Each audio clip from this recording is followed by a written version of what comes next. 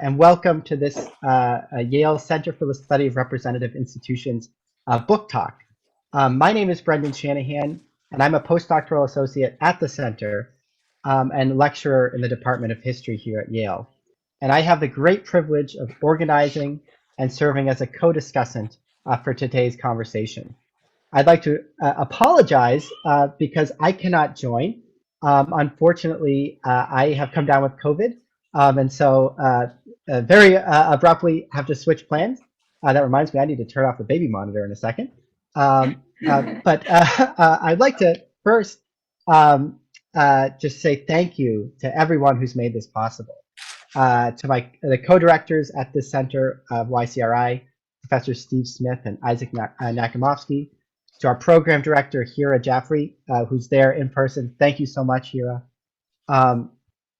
And I'm so grateful that Professor Pitti, Steve Pitti of the Department of History and American Studies and Center for the Study of Race, Indigeneity, and Transnational Migration, where he serves as director, will also serve as discussant.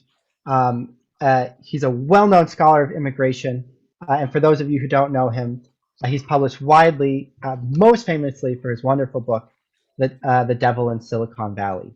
And I truly like to thank the star of the day, Professor Ashley Johnson Bavery of Eastern Michigan University's Department of History and Philosophy, author of the fantastic book, Bootlegged Aliens, Politics and Policy on America's Northern Borders, which we'll be discussing today.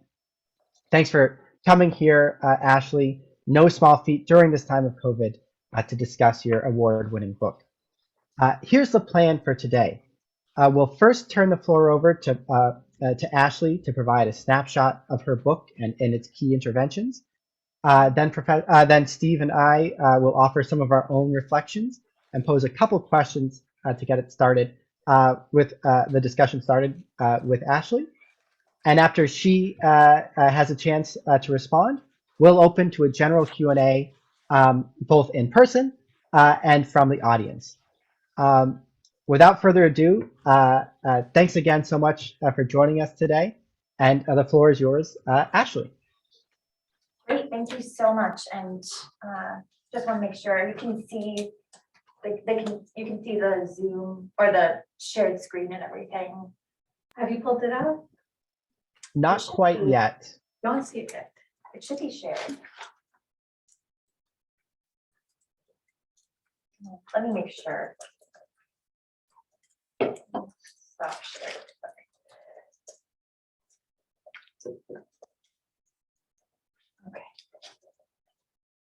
Okay. Now, great. Okay. Great. So thank you so much to the Macmillan Center for having me, and particularly for Brendan for inviting me and coordinating this whole event. It's been quite a long time in the making. And thank you again to Hira Jaffrey for coordinating the logistics, and to Steve for coming and offering commentary, and all of you for coming in person and on Zoom as well.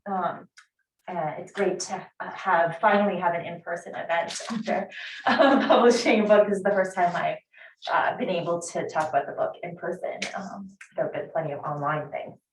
So today I'm going to give a fairly brief, someone says it's hard to hear, I think. Yeah, I mean, if you feel comfortable, okay, you can take your mask off. Okay, if you feel comfortable. Is that better? Just want to make sure. Okay. I can see.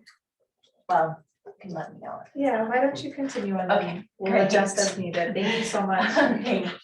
So today I'm going to give a fairly brief overview of my book, Bootlegged Aliens, Immigration Politics on America's Northern Border, which looks at immigration politics in Detroit before World War II. So my work joins the individual histories of migrants and uses, in particular, deportation records and other local archival records to help us understand how unauthorized immigration operated in the North and the consequences of this immigration. And Brendan actually asked me to begin by sharing my book's research trajectory and how I got into this research. And so the truth is that I came to this project by visiting the National Archives. I was interested in immigration broadly, and particularly during this time period. And as I was going through the deportation records in the Immigration Naturalization Service records, I was surprised that so many of the Europeans who were being deported were being deported from Detroit. And the largest number of entries for this time period was actually Detroit, Michigan. And that struck me as strange. And kind of everyone I talked to also agreed that that seemed surprising. So that's when I got into this. And then I ended up visiting Detroit and spending a lot of time there in local archives there. So it was kind of a mixture between these two spaces. So I'm going to start with one of these people. I often like to start with kind of the story of an immigrant because these are the people who kind of brought me to the project, and their stories, which come out in the deportation records, really kind of shaped the trajectory of the book. So this man, Aleco Nick Lassenov, was in 1927, he celebrated his 25th birthday in a small Albanian farm town, and he really wanted to go join his brother, who was working in Detroit, Michigan. He left for Detroit a few years earlier, but he couldn't because in 1924, the United States had passed an immigration act limiting the number of Europeans. Albanians only had a quota of 100 at this time, so he had no chance of getting a quota visa. So he decided to go to Canada instead. I don't know in particular if he decided to go to Canada because he couldn't go to Detroit, or if he was planning to go to Detroit via Canada. But he took a steamliner to Canada, and he worked in Toronto for a while before he made contact with a Bulgarian-American smuggling ring that supervised every step of his journey. They charged him $125, and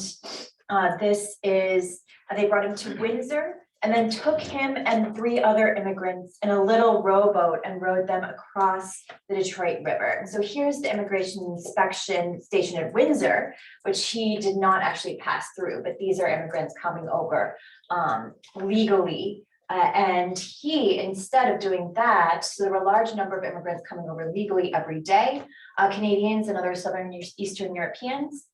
And he was unable to get a quota visa. And so he passed through in an unauthorized way, right? So he's going over. I don't know if this is not him. These are photographs I found at the very end of my book research in the Immigration Naturalization Service files that show immigrants crossing in Detroit. And so they brought him to Windsor and took him across. And a taxi was waiting on shore, and they took him to a local boarding house that specialized in lodging recent arrivals, and there was a bed waiting for him. They helped him find work, sweeping the floors of Henry Ford's Highland Park factory. So he really, he made it to Ford Motor Company, really thought he'd made it. But the problem is that life in Detroit for an unauthorized immigrant came with major struggles. In 1914, you probably know Henry Ford offered $5 a day to workers, but Lassenov, who had no entry papers, couldn't qualify for this wage, so he made about $1 to $2 a day. If he demanded more money or asked for better hours, his foreman could tell local immigration authorities and have him deported. And so he also faced nativism regularly on his way to work every day. Lassenov saw graffiti urging him to leave the city and to keep America for the Americans. And one afternoon, he happened upon a Ku Klux Klan rally, like this one. Here's the KKK rally in 1925 in Detroit. And they were chanting "expel the criminal foreigners" over and over. And this was traumatizing enough to him that he reported this in his deportation hearing. So this is where all this comes from. And he kept his head down and managed to kind of live in the shadow of American industrial life for a couple of years until a policeman stopped him on the street one day. And in the summer of 1929, local authorities sent him on a deportation train to New York, and he boarded a steamship headed for Europe. And so it was through the hundreds of stories of immigrants like Lassenov that helped me kind of piece together how these severe and discriminatory immigration restrictions shaped America's relationship to foreigners in Detroit. And Detroit is particularly important to this story. It's a major industrial center, of course, It's the third, America's fourth city in population by this time, and it's third in industrial production. So it's a huge key boom town. And it's also a key place for undocumented and just immigrants in general. Oh no. Oh, there we go. So in 1925, the Secretary of Labor, James Davis, calls Detroit the legal capital of America and the Ellis Island of the Midwest. So these the officials at the time were very worried about entry into Detroit in particular. And so here I found that new policies combined with kind of coercive enforcement to link certain Europeans to crime and make xenophobia kind of a permanent part of the law. And this brings me to my second kind of larger point, which is that in industrial Detroit, automobile manufacturers avoided and in some cases benefited from immigration laws that they first thought of as inconvenient. So they often advertised work in their Windsor branch plants, which I'll talk about in a minute. And they also actively began to employ workers like Lassenov who didn't have papers because they wouldn't have to pay them large amounts, the large amounts that Henry Ford and other automobile manufacturers were having to pay workers. So the system foreshadows a later trend that's known to us all, in which employers, particularly on the US-Mexico border, avoid border laws by building border factories and encouraging undocumented migration.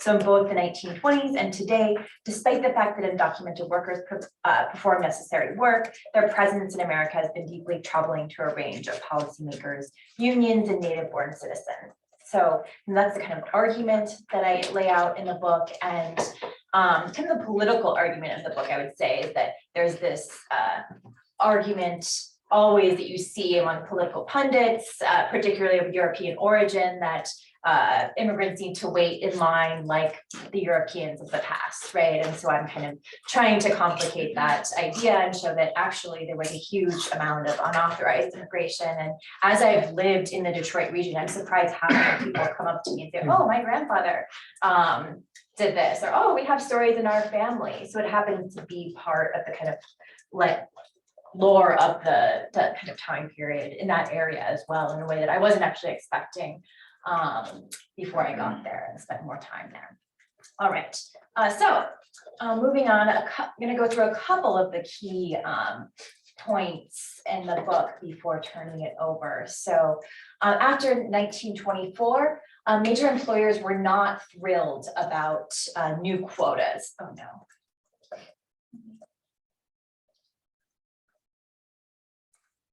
There we go.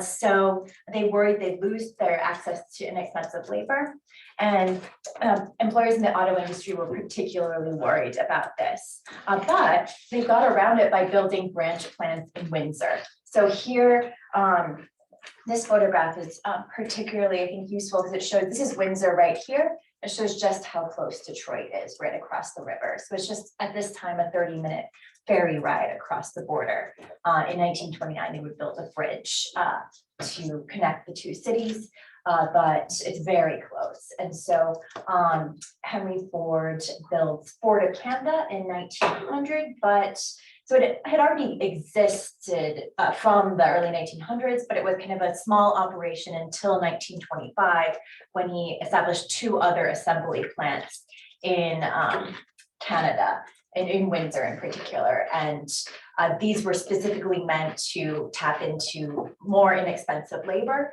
and also to ship, they would assemble, they would ship parts across the river and assemble cars and then ship them tax-free across to the British Empire. So it was a cheaper way to get around tariff laws in the time period. And in 1926, Studebaker, Hudson, Chrysler, and GM all had branch plants in Windsor, and they could employ workers more cheaply there. But because wages were higher,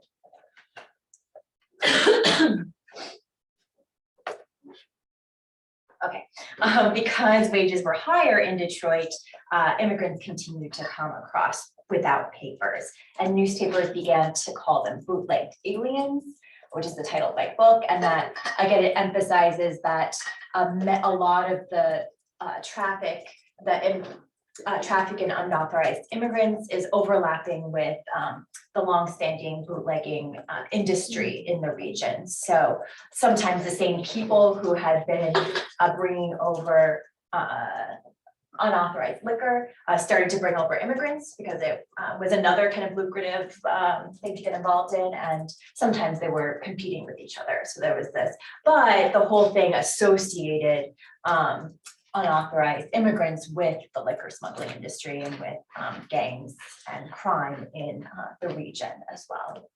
And so between 1924 and 1939, between 7,000 and 10,000 unauthorized immigrants crossed into Detroit each year.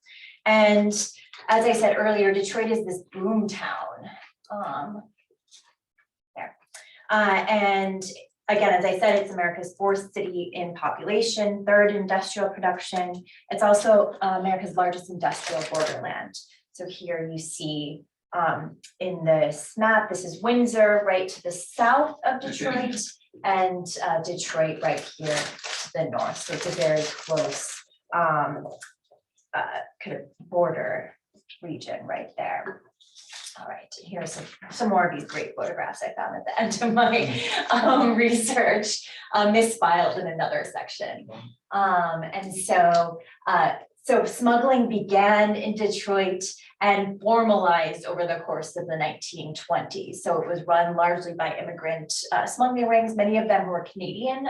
Canadians started to run the smuggling industry because they couldn't be deported. And back to the countries in Europe. So they, when the INS would pick them up, they would just send them back to Canada or incarcerate them for a little while and send them back to Canada. So Canadians came to kind of dominate the smuggling industry for a while, and they brought people over in rowboats, in trucks and freight cars, in the Pullman closets of Pullman railway cars. In some cases, there's one case in which they brought a load of people over hidden in ventilated coffins with kind of on this huge barge. So, and these are all things that are being reported by the press in great detail, in great kind of scandalous and salacious detail. And smuggling rings started to try and dress their clients in American clothes to make them blend into the population at the time. And in the 1920s, kind of one of the most sensational groups that comes up a lot is a group called the Ghost Walking Gang, and they operate on the St. Clair River, which I'll show you in a minute. It's up in the north of Detroit, and the St. Clair River would freeze over entirely in the winter, and so the gang would cover their clients with sheets and they would cover themselves with sheets, and they would bring them across the river, and it was impossible to see them against the ice and snow. And so you see all these reports in the INS, like, we can't see them, how can we find them, we can't see them. And then in Washington, the Secretary of Labor would be like, well, just look harder. So it was, a big problem for immigration inspectors, and then later the Border Patrol. And you also see smuggling rings expanding abroad. So they start to organize and establish outposts in Hamburg, Paris, and Prague, and it would actually have members of these rings would stand outside consulates and wait for people who were rejected by quotas and say, oh, I know a way you can get into the United States, and they would bring them specifically to Canada and then through Windsor. So it became this back door into the United States that was pretty well known. All right. Okay. So amid all this and kind of in anticipation of this, in 1924, the Congress allocates $1 million to the establishment of US Border Patrol. And in Detroit, they send 50 officers to patrol this region from the north in Port Huron to the south in Toledo. And over here, this is the St. Clair River where the ghost walking gang would operate. This really brings policing into the heart of the city. So we see and it's something I can talk about more in the Q&A, but the Border Patrol teams up with the Immigration Naturalization Service and also with the local and state police department to find immigrants, to investigate immigrants in all sorts of places beyond just on the border. So they're going into workplaces, they're going into foreign neighborhoods and looking for people. And the nativism that, so here's that photo again, helped pass the 1924 Immigration Act. Instead of fixing it, nativism surges at this time. And a lot of it is because of all these reports of unauthorized immigration. The numbers aren't actually that large of unauthorized immigrants that are coming in, but the fear is huge, right? And the Ku Klux Klan, the American Legion, the Daughters of the American Revolution, all are groups that are reporting regularly on this kind of problem of unauthorized immigrants. And so this has important impacts for the politics of the city. And I'll talk a minute about labor and then I'll wrap up. And the Detroit Federation of Labor picks up on this, and so the labor in Detroit becomes obsessed with unauthorized immigrants and blames them for taking jobs, and basically blames unauthorized immigrants from keeping them from being able to wage effective strikes. So the DFL is a subsidiary of the larger American Federation of Labor, which catered to skilled workers. The Detroit region had yet to organize the auto industry or unskilled laborers at all. And the president really wanted to organize the auto industry. That was kind of his, and he starts to kind of blame the idea that, oh, we can't do it because there are all these unauthorized immigrants that are coming across. If they would just weren't in the city, then we would be able to do this. And so he launches two major campaigns. The first is to end day labor from Canada.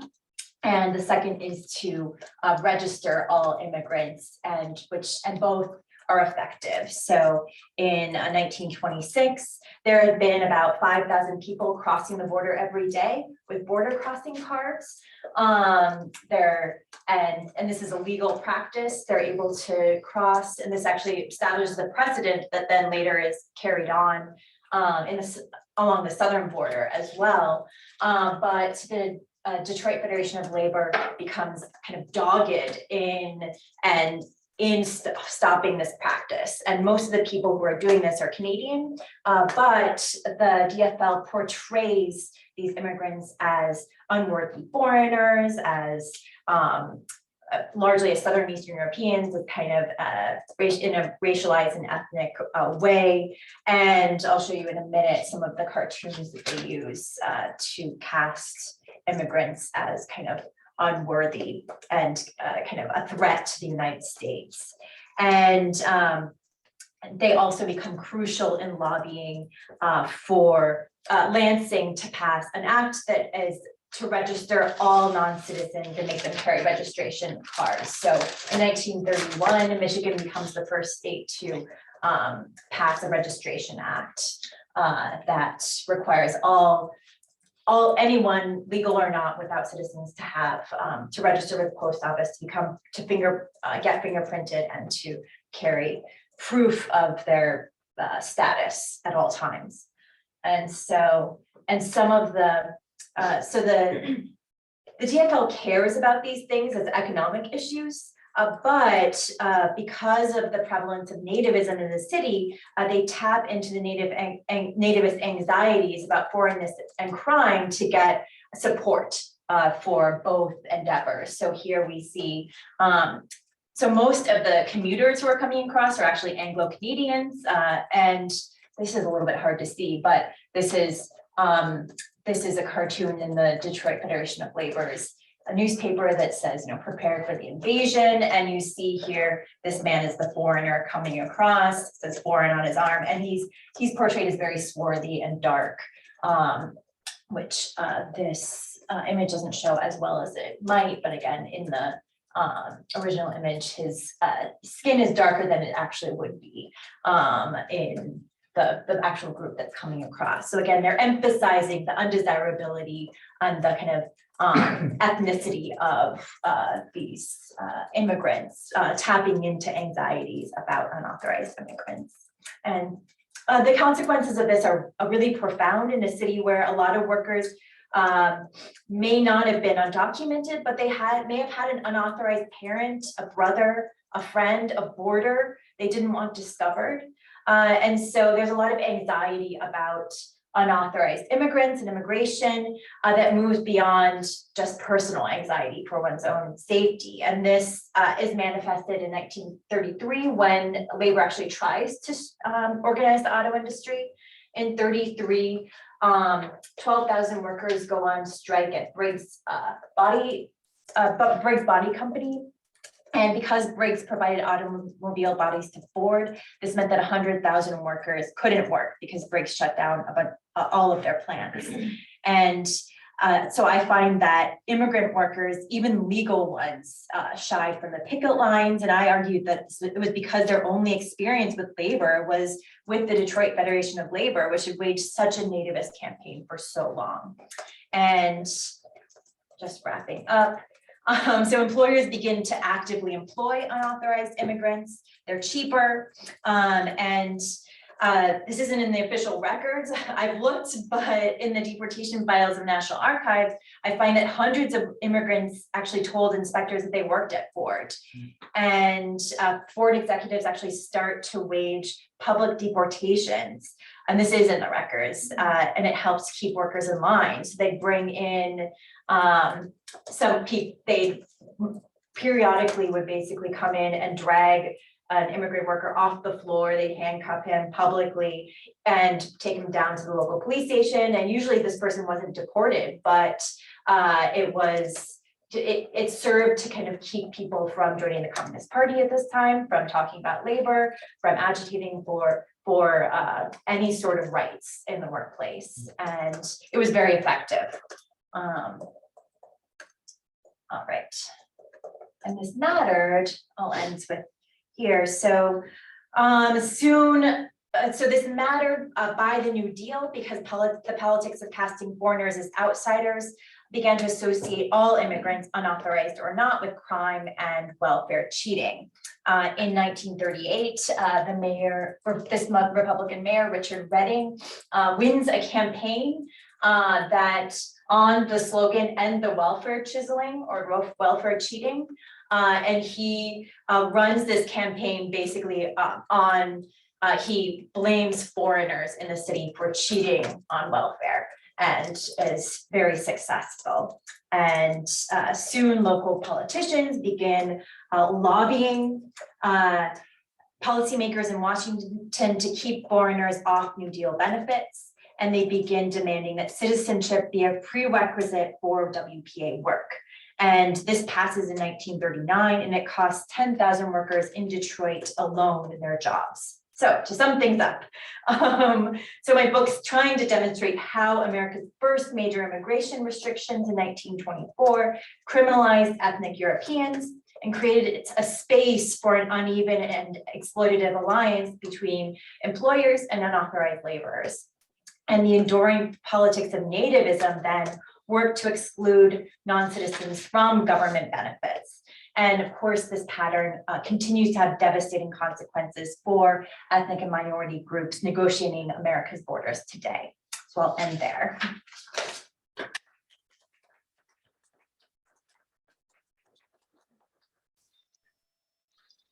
Thank you so much, Ashley. Steve, would you like to take the first crack at sure. comments? I want to make a preliminary apology to those on Zoom. I can't see any of you, and so I'm going to be sort of shifting from one side to the other and probably turn mostly to my left. But I'm really happy to be here. Thank you for having me, everyone. Let me open by saying, in the most straightforward way possible, that Bootlegged Aliens is a terrific book. It's a really terrific book. There's so much to admire here, from the clear writing to the strong organization to the crescendo of arguments about the 1920s and the 1930s that resonate, as Ashley makes clear in her intro and conclusion, with the politics of race and citizenship in the 2010s and the 2020s. People should read this book primarily to understand US and Canadian history, but I'm confident that doing so will also provide them some clarity about our contemporary moment. I was privileged to see in advance what Brendan plans to offer in his comments and questions, and so I, of course, his reflections will cover some of what I might also have said, but better than I could have. I'm going to try here not to touch on his major points, and we'll try instead to focus briefly on some other areas of strength in Bootlegged Aliens, maybe a contribution or two, and perhaps a few questions that Ashley can address here if she'd like to. One of the major arguments of this book, as I see it, is that we need to focus more attention on localities if we want to understand the creation and effects of immigration policies.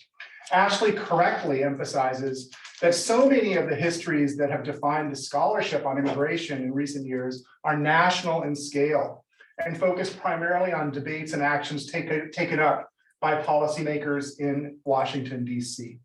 In this spirit, she notes with admiration, but I think also a small word of caution, the important place of historian May Nye's Impossible Subjects in framing discussions of the period from 1924 to 1965. In more recent years, we might say something similar about other terrific books, which often also center national policymakers and have less to say about city, county, or state level officials, or about how different groups in a single locale shaped and then lived new immigration policies. I'm thinking here of some of my favorite books by people like Kelly Lytle Hernandez, Migrant, Ana Mignon's Undocumented Lives, and Adam Goodman's Deportation Machine. Bootlegged Aliens is remarkable in part because it attends very carefully to national politics. In fact, it does an extraordinarily good job, in my view, of telling a clear story about national patterns of immigration and labor in both the United States and Canada at a national level, while also showing the complexities of political alliances and debates at a much more local level. Key characters and influential organizations in Detroit, Windsor really influenced the big picture, she shows, including not only Henry Ford, whom we might have expected to see here, but also, as was said, the president of the Detroit Federation of Labor, key leaders in the United Auto Workers, journalists writing for the Polish Immigrant Press, and many others. Among the most important, it seems to me, were local elected officials, including the mayors like the one you just saw on the screen, of Detroit and Windsor, who were forced to respond to local, citywide, and transnational pressures from employers, local non-immigrant workers, and members of the middle class, African Americans recently arrived from the South, and sets of organizations ranging from the UAW to the ACLU to the Klan and the Black Legion. This is the political milieu that shaped debates in Detroit and Windsor about welfare, alien registration, trans-border commuters who went from Windsor to Detroit every day to work, and policing. Actually convinces me, at least, that any generalizations about national level developments in the interwar period must be qualified through careful attention to local developments like the ones she describes. Her work reminds us of the importance of community level approaches to political history. Indeed, I think of it as an argument for social history. And of course, Ashley makes an impressive argument about the importance of the Detroit-Windsor area in particular for influencing national and international, binational political developments in the 1920s and 1930s. Some readers might open Bootlegged Aliens prepared to believe this already. This was, after all, the land of Henry Ford and Father Coughlin and the United Auto Workers strikes. What I did not know, and what I suspect few others understood before the publication of this book, is that this region also became an important laboratory for the policing of immigrants and the criminalization of the region's mostly European working class, as well as for the distribution in uneven ways of New Deal welfare rights along citizenship lines. Anti-Semitism played a key role, Ashley shows, and the invasion of neighborhoods and homes, the arrests and deportations of local people were of course also shaped by nativist efforts to preserve local jobs for local people by unions, by anti-Catholic violence perpetuated by the Klan, and by a wider backlash against the Roosevelt administration during the late 1930s. Bootlegged Aliens contends, it seems to me, that the 1930s were in a sense haunted by the criminalization of immigrants that accelerated just after World War I in the season of 1919's Red Scare, and then efforts to establish immigration quotas in 1921 and 1924. It turns out, however, that we must pay more attention to Detroit and Windsor as active agents in shaping this period of North American history than most people do. These were not small places, she shows us, and while New York and Chicago and Los Angeles have received more scholarly attention in recent years, Bootlegged Aliens shows that this industrial and immigrant corridor influenced those locales as well as our national capitals. And it was the industrial nature of this metropolitan border region that demanded the attention of the Border Patrol after 1924, that made the area so attractive to new immigrants, and that shaped the particular character of the Depression years in this place. The region was rich and it was poor. It was multilingual, both binational and fiercely nativist, and far more dynamic than most remember. I'm convinced by this intervention of Ashley's, and I want to note one more contribution of Bootlegged Aliens, the author's skill in characterizing the range of characters and communities in this Detroit-Windsor area during the 1920s and 30s. We learn here about elite owners of auto manufacturing plants, but also about elected officials, immigrant organizations, African-American leaders, and more. We find ourselves thinking about the particularities of Russian versus Hungarian neighborhoods and how deportation pressures figure differently for Europeans, for Syrians, and for Mexican workers during the 20s and 30s. Ashley offers as well a careful portrait of nativists that's not sympathetic, but is empathetic insofar as it brings readers into the worldview, however flawed, of denizens who understood closing the border to workers who commuted from Canada as a critical step in their local efforts to secure stable jobs for themselves. I walked away understanding the short-sightedness of their approach, but also how those politics rested on histories of racism and how they were, and I became away more aware of why this working class politics resonated for so many during these interwar years.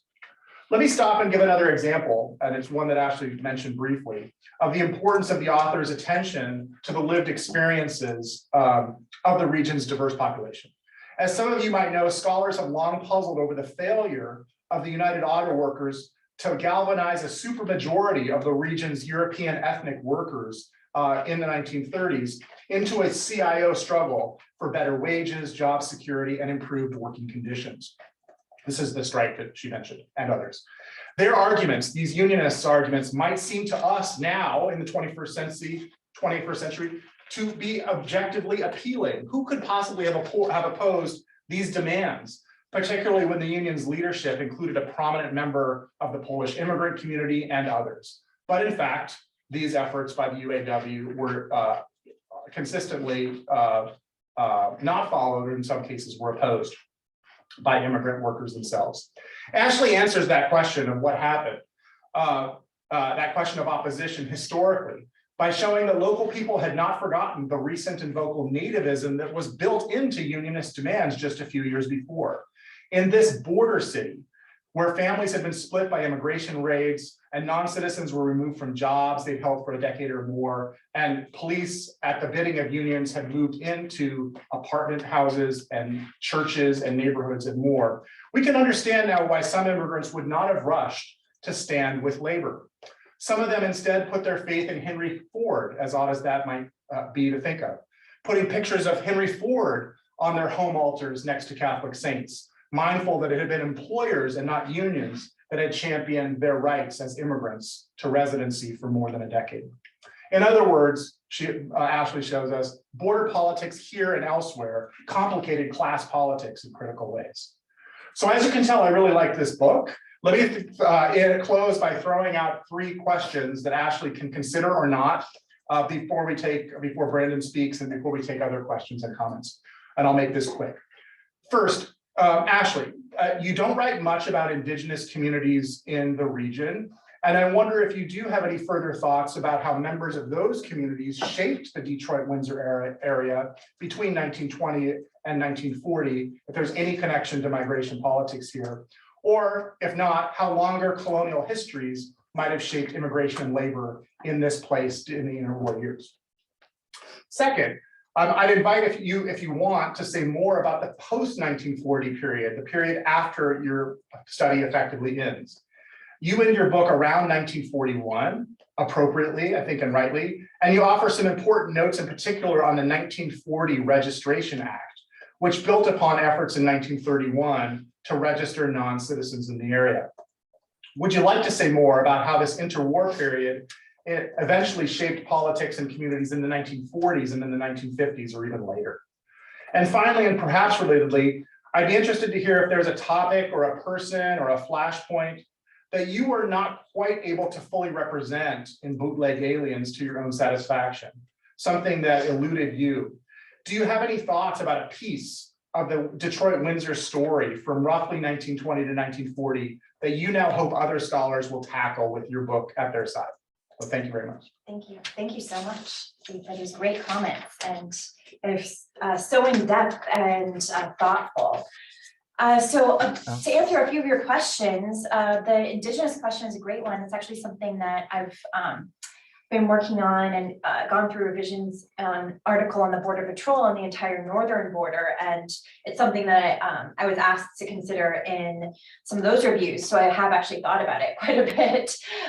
So actually I found after kind of investigating more that a lot of Native Americans and Indigenous peoples, the reservations actually crossed between the US and the Mexico border, and inhabitants of the reservations were given border crossing privileges across both sides. And that really upset the Border Patrol and border authorities, but they had to let them cross because it was international, because of international treaty laws. And a lot of these Native Americans actually became involved with smuggling immigrants as well, and in the smuggling industry. So some of them are using their privileges that they have to bring people and other people and goods across. And they're also using, I found in Buffalo, they're using and along the St. Lawrence River with New York, they're using their kind of understanding of the landscape and ability to cross the river easily to bring people across then. So that's something that I found that I was really fascinating. So I kind of brought that into that larger history. And again, this article looks at the entire northern border, Detroit and east, so the entire northern industrial border. And the Indigenous story becomes, I think, more important in the Buffalo and upstate New York area. That's where it really becomes really crucial to the politics of the area. As for the 1940, the kind of era beyond this, what I see is that, I mean, some of the policing and kind of targeting of Europeans that begins in the 20s and 30s does dissipate after World War I. And that's because of after World War II, sorry, because of some of the privileges that unauthorized Europeans are given during this time period. So there are some scholars right now who are working on looking at how Europeans normalize their status, and were able to normalize their status through some of the legal privileges of whiteness. Debbie Kang is working on a book right now on how this process worked, particularly focusing, I think, on Russian and Eastern European immigrants. And so again, that kind of fits into why this group didn't continue to be policed, right? And it looks at kind of the Cold War effort to fold these immigrants into the American population while excluding continuing to exclude Latinx and other, particularly Asian immigrants on the southern border, but also in the Detroit region as well, and in the industrial Midwest as well. And some of the Border Patrol agents and officers who actually start their careers in Detroit in the north actually are transferred then to the southern border. So and you'll see that if you look at the Border Patrol archives, that, oh, well, I started in Detroit, but this is nicer, or, I learned to do this in Detroit, or this, it was better up there because I had this. So they kind of discuss how they learned some of their policing tactics in the north. So there is that kind of key link between the northern and southern border. And the topic, and that kind of leads into the topic that I wish I found more on, was I really wanted to link the Royal Canadian Mounted Police and the police in that time period to the Border Patrol. And I was never kind of extending Andrew Graybill's work, which ends, I think in the early it ends right before my study starts. So I was hoping to kind of see how that played into the politics of this time period. I never was able to find the records I could never get into the Canadian records, though they're sealed in the Library and Archives of Canada. And I feel like it would be a really fascinating project to actually find kind of the on the ground records of the Canadian police and link them to the politics of the US police and Border Patrol. I'm wondering I think that the Canadian police were probably similarly mixed in with local police, and but again, it's something that I was never able to pursue in the way that I really wanted to. Right. Wonderful. Thank you both so much. If there are any connection issues, please feel free to jump in, Steve. I just want to echo in large part what Steve was saying about what a tremendous book this is. It won the first book award of the Immigration Ethnic History Society for well-deserved reasons. It is, above all, a model monograph. It's well written throughout as a whole text, and each chapter works well together and independently as standalone chapters that can be excerpted for courses, as for those of you considering future assignments. Each of these chapters intervenes in discrete case studies, often different subdisciplines, but Ashley writes so well that we, the reader, don't get bogged down switching between subjects and different scholarly literatures. Instead, the extensive endnotes take care of that for the expert reader who wants to dig further. As a postdoc who's currently revising my dissertation into a book manuscript and grappling with similar aims, I know how hard this is to do, and just a huge tip of the cap to you, Ashley, for such a successful writing on different levels and to different audiences. And also as a historian who focuses on comparative state politics and alienage law, I learned so much and was indeed so jealous of Ashley's deep investigative study of one city and one region, which enables her to dive in at a huge level into look at different examples, many of which you covered in your introductory remarks, and zoom out how they tell us more about the region, the state, and the nation, and indeed international politics. This reminds me in many ways of actually of Steve's own book on Silicon Valley, in zooming in so as to zoom out. Among the key interventions as I read this book, I decided to focus my comments on two themes in particular. The transition of the US-Canadian social economic borderlands around Detroit, Windsor into an increasingly policed, gatekeeping bordered lands, and the exclusion or subordination of non-citizen immigrants from social welfare, work relief, and even employment more broadly, what we might call economic rights through nativist politics and alienage law. Let's start with that first one. Ashley is far from the first immigration historian to examine the evolution of laws and institutions that constitute the US gatekeeping regime.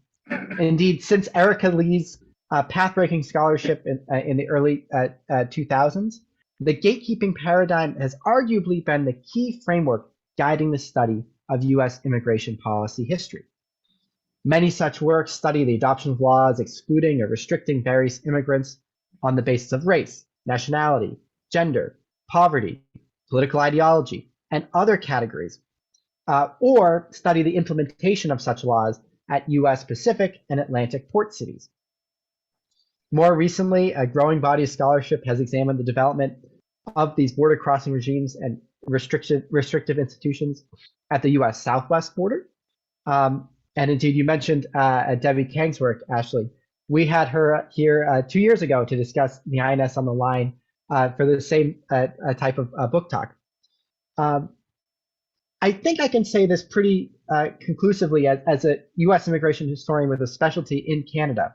The US-Canadian border generally is not central to this framework, or at least that's how it is told as part of a broader immigration gatekeeping narrative. That's not to say that it isn't present in scholarship.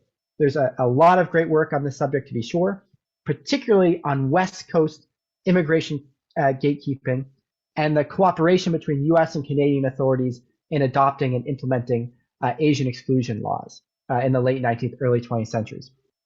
But I think it's fair to say that looking at Canada and the US-Canadian border as a central component to the development of US immigration policymaking and gatekeeping institutions has just not been told before, or at least not to the level that you have. In this book, Ashley is correcting the record to show how central and how complicated that story is. The Quota Acts produced a national gatekeeping regime that included the US-Canadian border. Yes, the Western Hemisphere countries are famously not included in the quota system by according them quota numbers, but those who try to enter the US via Canada certainly will experience this gatekeeping regime, which in turn requires and produces a broader federal immigration apparatus to implement on would-be immigrants and all too forgotten groups like daily commuters who work in Detroit but live in Windsor. This book further shows how gatekeeping is both transnational and international through both US and Canadian official cooperation and those efforts by those on both sides of the border to complicate and evade formal immigration policy. Last, it further complicates the distinction between federal immigration policy making on the one hand and state and local alienage law on the other. Often these two concepts are seen as polar opposite in the study of immigration and immigration history. But Ashley shows how things like efforts to identify non-citizens, to distinguish citizens from non-citizens and documented from undocumented immigrants, lead to the production of draconian registration systems, both the one in 1931 in Michigan that is quickly struck down, which in turn serves as a harbinger for later federal immigration restriction regimes in the World War II era. This leads me to a question, one of my two, Ashley, which is to say, and please feel free to engage or not engage, is would moving the chronology up or down change this framing at all?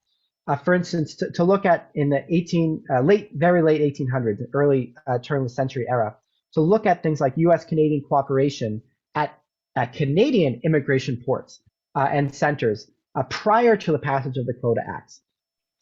Is the Quota Act era cooperation between US and Canadian authorities a culmination of prior cooperative efforts, or is it something new? Similarly, are the efforts to restrict border commuters and unauthorized European immigrants from Windsor, is this something new, or is this a continuation of efforts to restrict so-called birds of passage Canadian migrants from the 1900s era, prior to the Quota Acts? The second theme that I'll conclude my remarks discussing is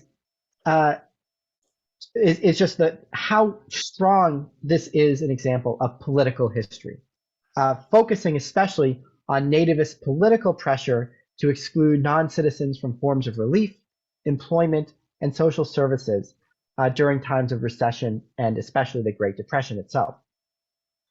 I just had the chance to reread the book, which I'm sure some of you have come across, Sibel Fox's Three Worlds of Relief, a major work which examines, among other things, immigrants' inclusion or exclusion from social welfare in the early to mid 20th century. She was also one of my formative outside mentors in grad school at Cal Berkeley. Ashley, you cite this book extensively, particularly the second half of your own book, for good reason. I think it's fair to say, however, that your respective emphases or perhaps big picture takeaway arguments might be a bit different. Sibel argues that access to welfare and work relief in the Great Depression is best understood as three separate worlds, largely but not uniformly divided based on region and race, in which the North, including the Midwest, access to social services and work relief were extensive for white native-born whites and European immigrants for the most part, while in the South relief is paltry, particularly for African Americans, and in the West it is increasingly paltry, and those who seek relief are increasingly targeted for deportation, particularly Mexican immigrants and Mexican Americans. I don't want to put words in your mouth, Ashley, but I read your intervention as a bit more complex, saying that we can see these dynamics playing out in Detroit, in which African Americans, Mexican immigrants are particularly facing exclusions from good jobs, relief, social services, but also, as you show and you've discussed in your comments, how much Southern and Eastern European immigrants, especially unauthorized ones, encounter these regimes harshly as well. And so my second question is, do you think in the broadest terms, your narrative mostly aligns with a Sibel Fox paradigm, and that maybe Detroit is just a bit more restrictive compared to, say, another northern city like Chicago, or do you think it complicates it in a different way, and maybe Detroit as a border city in many ways looks a lot like other border cities as they emerge restrictive in the Southwest at this time? I'll keep it there, and thank you again so much. It's a true privilege to have you here. Great. Well, thank you so much, Brendan, and thank you for the great questions.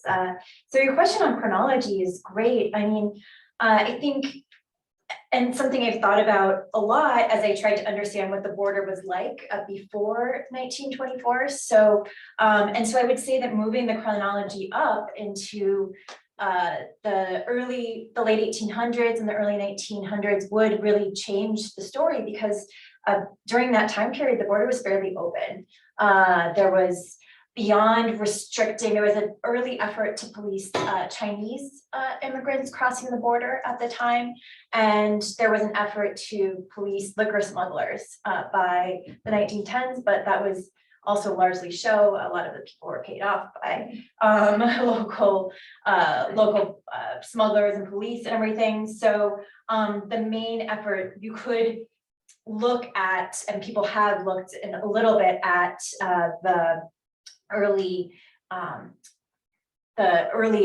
Chinese crossing the border in the 1880s to the 1910s, but really for other groups, the border was just fairly open. Many people led completely cross-border lives at the time. They had family on both sides, and there are stories of people who would go to church every day or every Sunday in the Windsor's Italian church. They would go over to Canada to go shopping and vice versa. And it was completely normal. Many people had grandparents in Canada, and there were so many people who were French Canadian. Even the president of the Detroit Federation of Labor, who I was talking about, actually was a French Canadian himself, and his grandparents lived in Canada, so he was probably crossing the border a lot.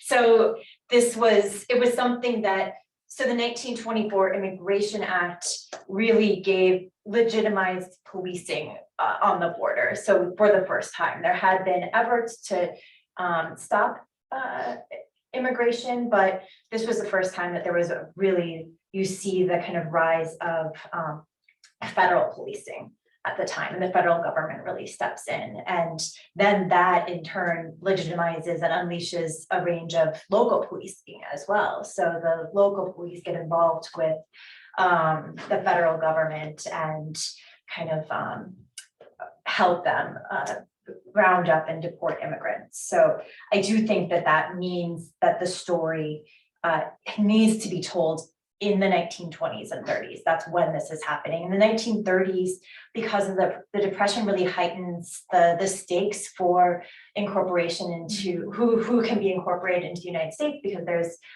concern and fear over economic issues for the first time in many of these people's memories, right? So this really kind of emphasized some of the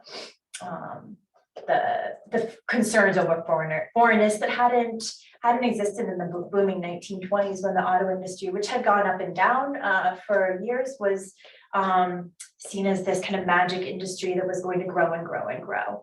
And then your argument or your question about Sibel Fox's work, this is something that people have asked me before, so it's a great question. But I think my work does to try to complicate Sibel Fox's work in that, I mean, she doesn't talk a lot about the place of unauthorized immigrants in this story, right? Then that's where I think that her treatment, analysis of African Americans and Southern Eastern Europeans in general works well. But when you kind of throw in the fact that many of these Southern Eastern Europeans might have been unauthorized, or they might have had an unauthorized family member, complicates whether they were allowed to get relief, or whether some people were afraid to get relief because they didn't want a relief worker to come to their house and inspect their home, or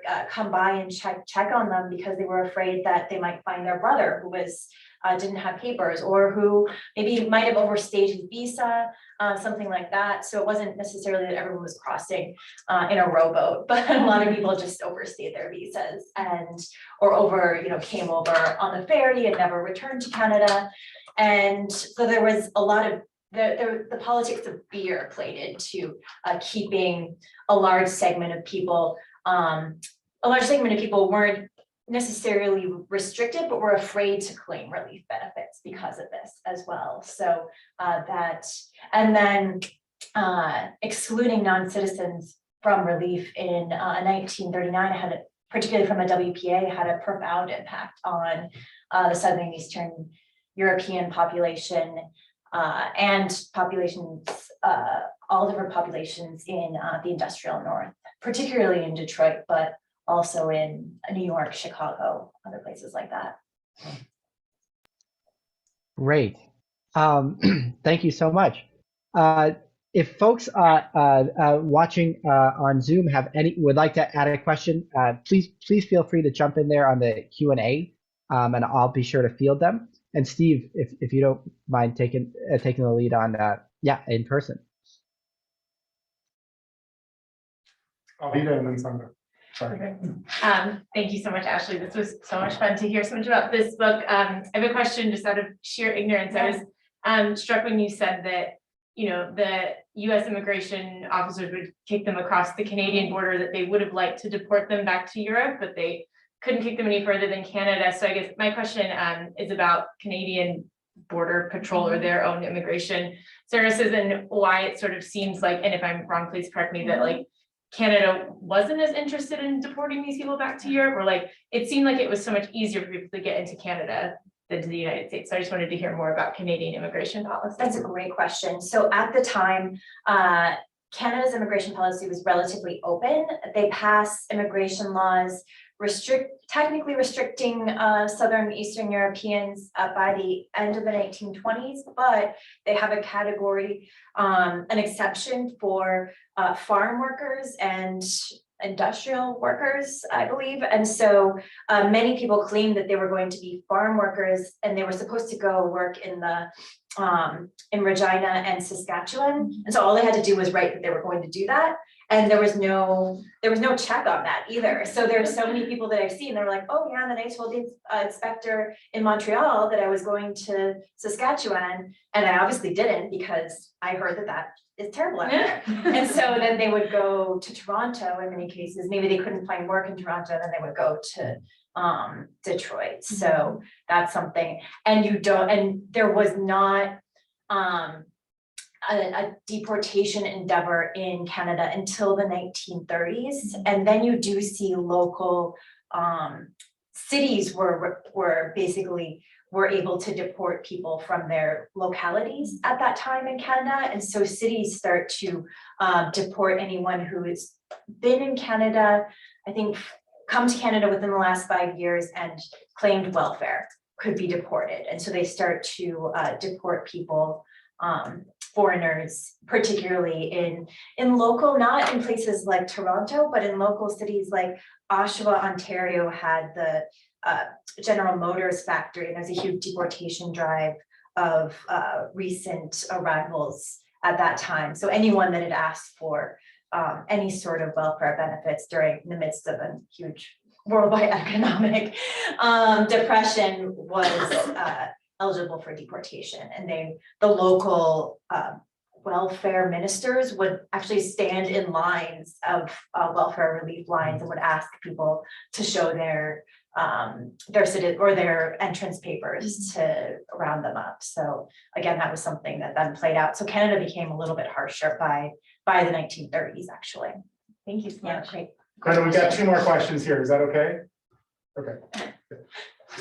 Hi, yeah, thank you so much. I'm really excited by this work. One of the things I work on is Native immigration along US-Mexico and Canada borders. And so I'm, of course, particularly interested in your response to Steve's question on how immigration policies might have affected Native people. And so I'm thinking particularly in Detroit, a lot of the stuff I've come across is cases of Native people being deported because after 1924, we get this really strict delineation between who is considered a US citizen, right? And if you're American born and you're Native, you're considered a US citizen. And this jeopardizes a lot of, as you were saying, the treaty rights that people born in Canada or who were used to crossing frequently, it complicates that because now there are these strict definitions of who is a citizen, so people get caught up in this system. And so I was curious when you talked about how Native people were using their smuggling or using their treaty rights to help people, to smuggle people. I was curious kind of if you could talk a little bit more just on what you had seen or what you were interested in. Yeah, Particularly just thinking, particularly the way that treaties are recognized or not differs widely. And as you say, yeah, this becomes a big issue in the New York region, but I've seen this happen in Seattle as well. There's a lot of people crossing in Detroit that get deported, and there aren't the same treaty rights to free passage. And so that just, and when we're thinking about the importance of local histories, like this is really, really particular to these different sites. I was just curious if you could talk about what you've seen. Right, no, that's a great question. And it's something I haven't done a huge investigation into that. So it's been mainly kind of little snippets of cases that, you know, as I'm going through the records, I've set aside. But the cases I've seen have been, most of them, the cases with Native Americans or Indigenous people are showing up through police records and deportation records. So these are people that have already been picked up, right? And have already been, it's their confrontation with the federal government, right? And so in many cases, they're showing some sort of membership cards or membership, some of them have border crossing cards that they're showing the Immigration and Naturalization Service. And I've seen a couple of cases where they'll send back then word basically to Washington, is this right? What, you know, should I don't know if so you see this kind of confusion at the local level where local inspectors they don't have any knowledge of a lot of these treaties that have been established in Washington, DC, and they don't seem to know what to do with Indigenous border crossers. Some of them are more likely to be lenient with them, and some of them are policing them more harshly because they see them as I mean, they see them as foreigners, they see them as, there's a racial component to keeping them out, that plays into all of the things that the Border Patrol is internalizing at this time, right? And so a lot of it is just kind of this confusion over where do they fit in, right? And I think that they're both, in some cases are policed more, and in some cases are given more leniency just on a discretionary basis by Border Patrol. So, and the cases where I see them getting more leeway was I think in the Buffalo region, where they actually did have. Was this in the late or the 30s or? This was in the 20s. Okay, Yeah, early early 20s. 20s. Until 1927 that Canada and US recognizes officially the J Treaty for that. So I was just curious on that time. Right. No, it would have been in the, I believe, I'd have to check exactly, but I think it was in the around 1925 to 26 that most of these, and again, it's a couple of people, it's people who have been picked up and who are smuggling across the border and using kind of their passage to be able to do this. But that's a great question, and something that needs, I think, to Steve's first question, needs to be investigated more. Oh yeah, hi, thank you so much for sharing about your work. I think just like this are really interesting for me because I'm not from the US, so there are always opportunities for me to kind of realize there's a lot about American history that I had no idea about before. My question is about the way Eastern European immigrants related to African Americans. You briefly mentioned that there was kind of like waves of migration northward. And I was wondering, how they relate to one another in the sense that on the one hand, they seem to have a kind of common enemy, as it were, in white supremacy and white organization.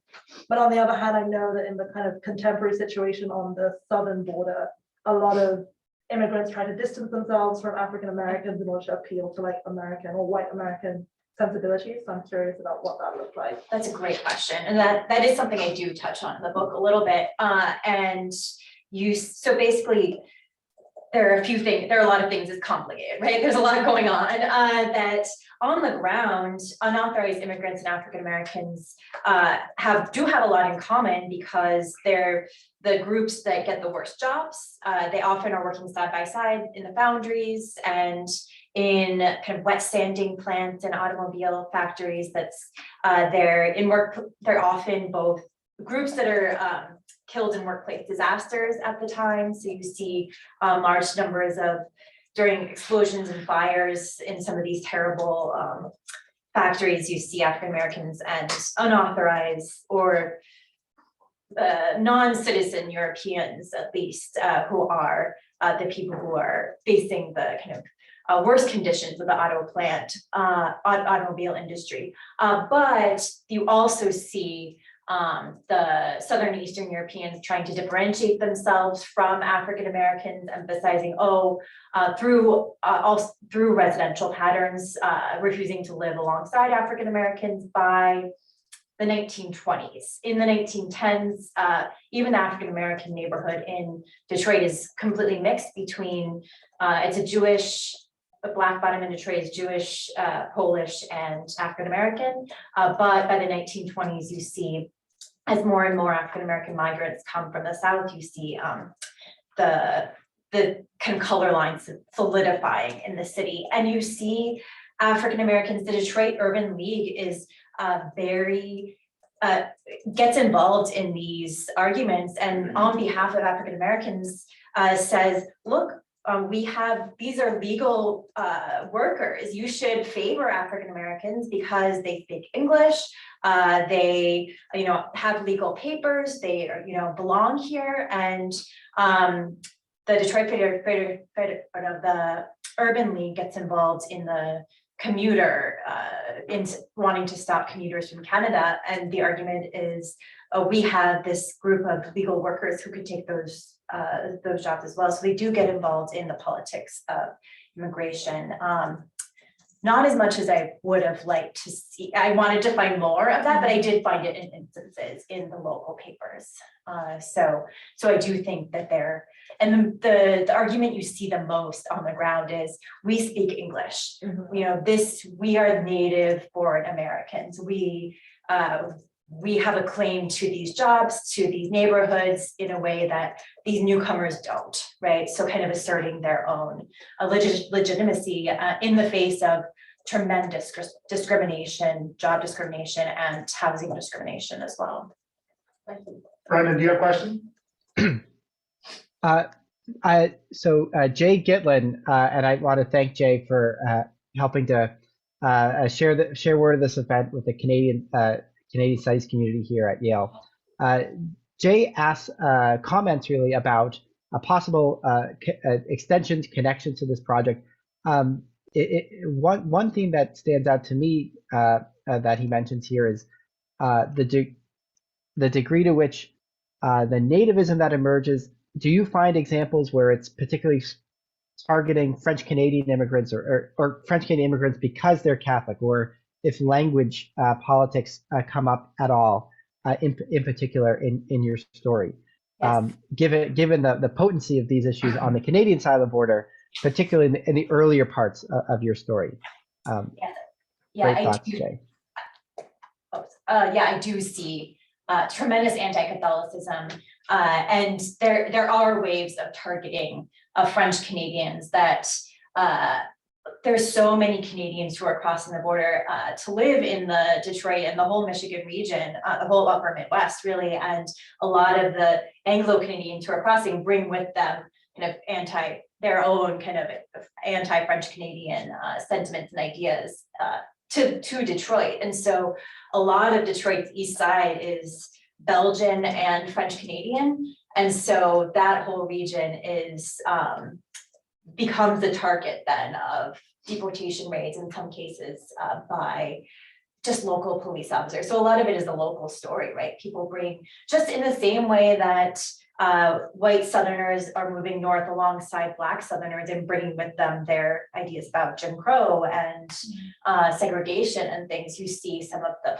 Canadian politics of nativism crossing the border as well. But just to reiterate something you already said, it's also the flip is also true, right? You spend a lot of time in the book talking about Martel, the Detroit Federation of Labor president, who was French Canadian, Yeah. French speaking, a French immigrant, a French Canadian immigrant, Catholic, who is maybe as important as anybody else in the Detroit context for pressing this restrictionist politics, which is in fact targeting other people from Quebec. Right, and people who would be of his, the people that are actually being targeted by his campaigns are his origins, right? He's using nativism to restrict crossing, but so he's using the language of that, but it's, yeah, absolutely.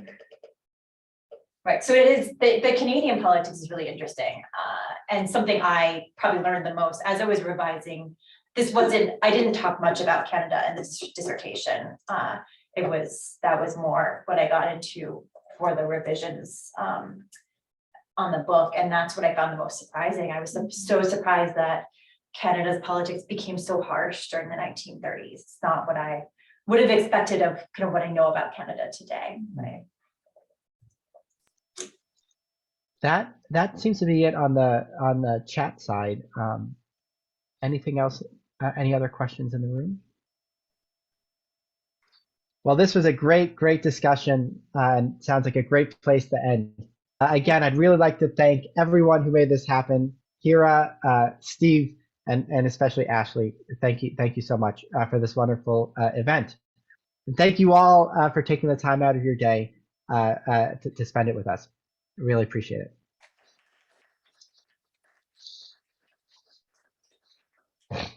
Thank you all.